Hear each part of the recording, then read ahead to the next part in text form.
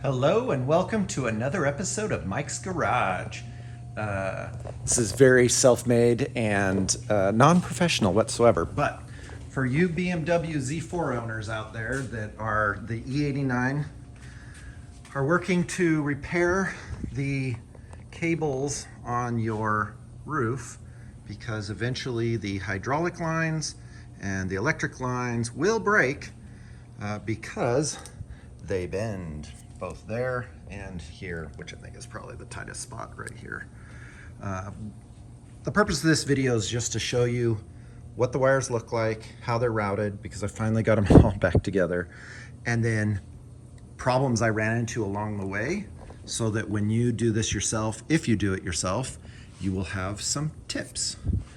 So without further ado, let's get started. We'll start with first things first. What's handy here? Handy is a small piece of wood like this. This is just 1/2 inch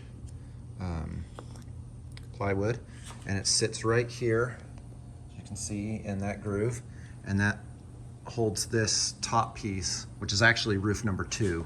It holds it up so that I can work on it without it moving around. Super, super handy. Number 2 is I tie something off. I've got a 20-pound weight down here, or I guess it's 15-pound weight that holds this arm, because it's spring loaded and just wants to go back into the trunk. So that holds that arm, so again, I can do work. Let's look at the routing. I've taken this all apart. I'll probably put together a forum post to show all my steps. There's the top control unit right there, and this is the front locking cable lines, which I did not replace because they actually don't do that tight bend. They just come straight through up to here to the front like this, which is super easy. What I did replace was these cables here. I got these new lines from Cabrio Hoses. Here's tip number 3. I like to put these handy little rubber tips at the end of each line so that you can not leak hydraulic fluid everywhere. And they're super useful at the pump. Tip number 4, I'm gonna stop numbering these because I'll run out, or not run out, can't run out of numbers, but I'll forget what number I'm on. There's a small little piece of hardboard underneath there, not cardboard, hardboard. So any piece of wood will hold the pump up, makes it super easy to work on. As you can see, you need posts to hold the top trunk up. You can lift this up, and sometimes I will hook that to the top of my garage right there with just a clamp and rope, which is down there. Anyway, these are these guys right here. They're vacuum caps. And so you can buy any set of these off of the internet, Amazon usually. Okay, so that's hydraulic lines.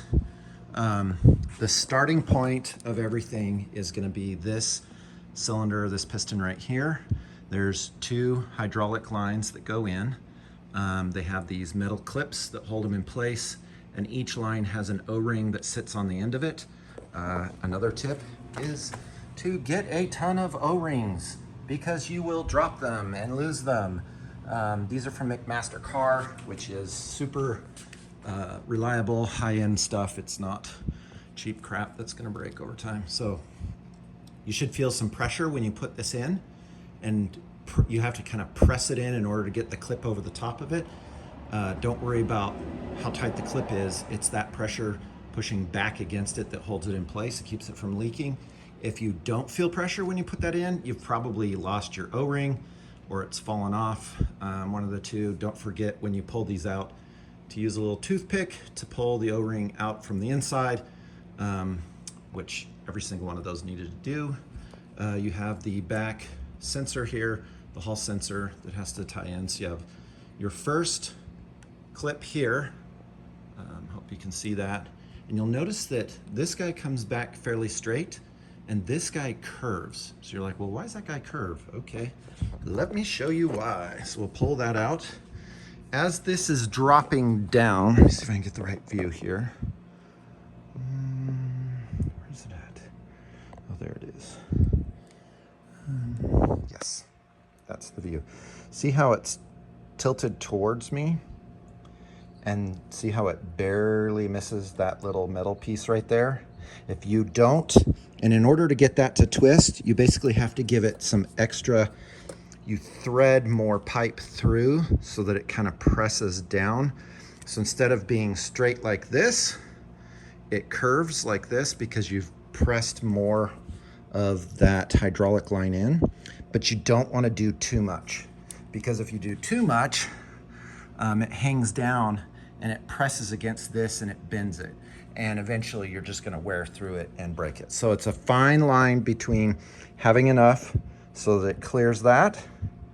See how it just clears it naturally? It's not being pressed out of the way at all. And it doesn't hit anything below. And in order to accomplish it to stay in place, this is the hard part because it's kind of on the back side. You see this tape right here? You're gonna take them and see how they're vertical like this instead of being round like that as wires. I tried to straighten them out and then I taped them in place. And then you have this little plastic piece here that comes on top. Let's see if I can see it. Yep, right there. And it plugs in and that will pinch everything. And then you bring it around and you use this tie to clip it in place. And I'm telling you, you're gonna do this 1,000 times. So put my light up here. It's handy to have the light. I love these little lights from Harbor Freight. They bend and have the magnetic base. But as it's coming down, you wanna make sure that everything bends properly. And so the next thing is you've got your line for the heater. You have the back hall sensor, or no, this is a micro switch on the back here. Comes in here, and I don't have green and brown line, so I just used a marker to indicate that this was the green and brown line, and it all wires in. So you see, you have these different sections of the wire loom, and then tape in between. The wire loom, I generally made sure that it's in places where it's bending because it's got a flex. And as it's flexing, this was a sucker dog to try and get to work properly. So as it's bending, you can see it bending there. It has to go behind, see how it goes behind that piece of metal right there? And then it has to fit so that the piece of metal doesn't rub on the side of it. So you want to press it down all the way and make sure that sucker's not rubbing on there. And trust me, it will rub over and over and over again. You're gonna do this a lot of times, up and down, up and down. And then the next place was getting these wires in these lines here that have these ties, plastic ties. And the old hydraulic lines were thinner. I probably have some around here. Yep, here. You can see in comparison to my finger how thin that sucker is. Let's see if I can get it to focus right. Yep, yes, maybe. So it's like there. And then this line, pull this back up. Let's put my little wood block in that I put in over and over again. And you can see, ooh, much thicker there. And as a result, they don't fit in these channels perfectly. In fact, only the heater line snaps into this side piece right here. It's like a claw like this. And these hydraulics were supposed to fit in the outside edges, and then the wires and the sensor wires plus the heater wire fit in the middle, which was great, but because these are thicker, this got too wide. Notice how I have, this is another tip.